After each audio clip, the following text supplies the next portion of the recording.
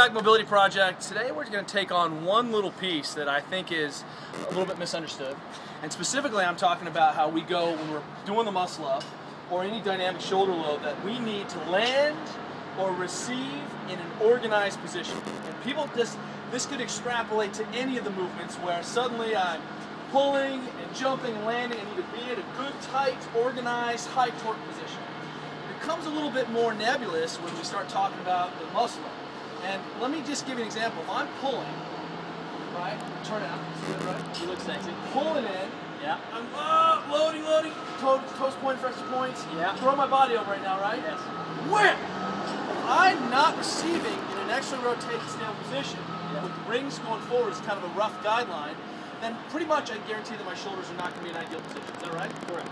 So when we see people missing or landing on their muscle-ups or doing dips in this position, we think immediately, hey, we're missing internal rotation of the arm, shoulder comes forward. And this is the piece that I want to show you. I weigh about 225, it's about 100 kilos. If I flip this 100 kilos over, get ready to receive this. Make sure you're in an extra rotated position. Right? If I flip this over, think about the load impulse on the barbell, right? So I flip it over, watch what happens. Bam! That's me receiving and doing a muscle up in the air. My shoulders are not organized and I translate forward. That's the mechanism for dynamic loading. We have to expose our athletes to speed. We have to expose them to power, right? Under a speed condition so we can see, but we need to be in a good position. So what I want to do is just sort of show you a couple things. Watch Carl's receiving position. He's not going to press up into the dip because that's irrelevant. We're using the muscle up as a transfer exercise for him to suddenly load his shoulders in extension. Whoop. Let's see where he is. He's working on what we call the laziest muscle up in the world. How little, whoop. Bam, every time. Shoulders in extension, hand is really in neutral. And the good guideline is that his head is maintained in a pretty neutral position and his hands are forward.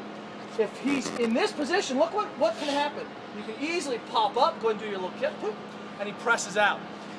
Then, because he receives in that neutral position, come back down into your coil, he's here, he has a bridge to his next move, which is what we're thinking about as we exit that tunnel. Boom, that tunnel is finishing, I better be organized as I come in, and now he's got his bridge to his next move. That's the new start, and it's easy. These are clean motions, and this is full range of motion. If you're having a hard time snapping out, it definitely makes you motor control. You could just be weak, don't know how to do it. But something I want to show you, and this is what Carl was talking about, like, people are like, how do I get into a good position on the ring? Should we lower him down? Sure, let's do that. I'm kind of short. I think what Kelly's saying is that what we're trying to talk about is how do we, A, diagnose what the problem is when you're going through movement, and B, how do we address the movement before we even do it. So, before we even do some dips, I'm actually winded. I just did 3 muscle-ups. I'm winded. Is that okay? It's okay. That's okay. Check. I'm not winded. So 2 things that has to happen. One is, how do we prep the movement? The second thing is, how do we go about doing the movement and